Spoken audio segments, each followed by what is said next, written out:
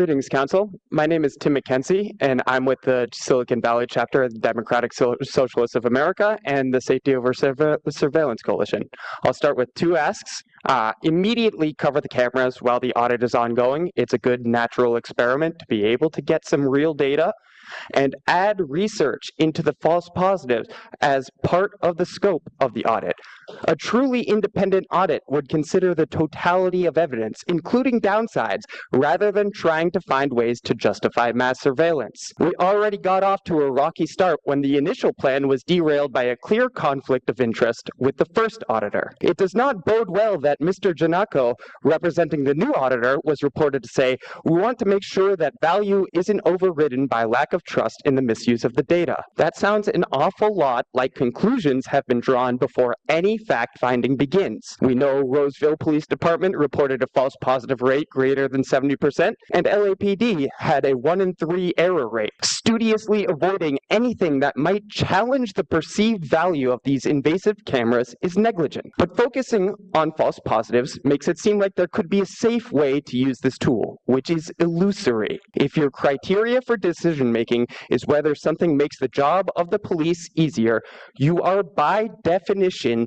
building a police state, or at the very least, the infrastructure for one. While our democracy is under attack, as we descend into fascism, is that really the policy decision you want to make? Do you want to pay a private for-profit company so they can harvest our data and train their AI model to sell to the federal government? Will Palo Alto keep giving up resident and visitor data so Peter Thiel can get a return on investment in his attempts to destroy our democracy? I ask you to consider how you'd like to be viewed when history looks back on this moment. Will you be part of the decaying institutions that enabled the rise of fascism, or will you be able to look with pride on making a decision in support of the community? If you are wondering how you would have acted in 1930s Germany, look to what you are doing now.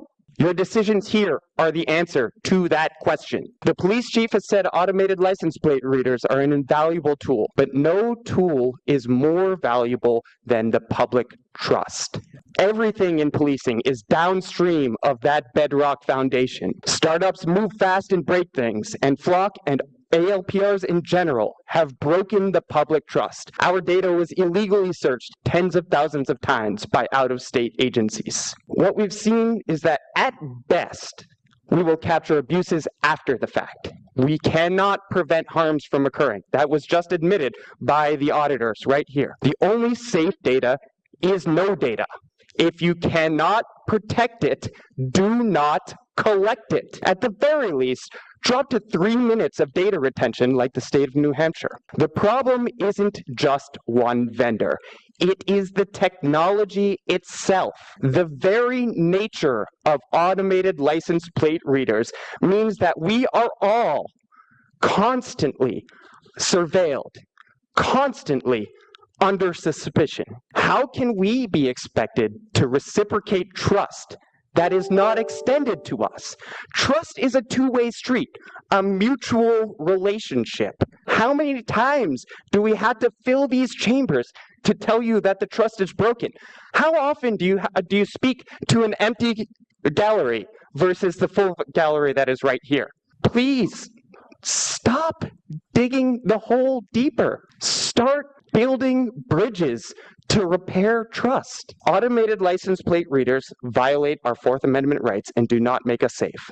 A Texas sheriff said the tool is not compatible with a free society when he took down the cameras. Palo Alto's sister city of Bloomington, Indiana canceled their contract. How can all these red cities and states see the light when supposedly progressive Palo Alto continues down the destructive path of eschewing public trust? Make the right decision. Cancel the contract, cover the cameras, and never pursue any other vendors of this dangerous technology.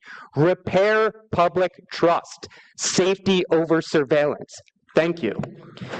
Our next speaker is Brian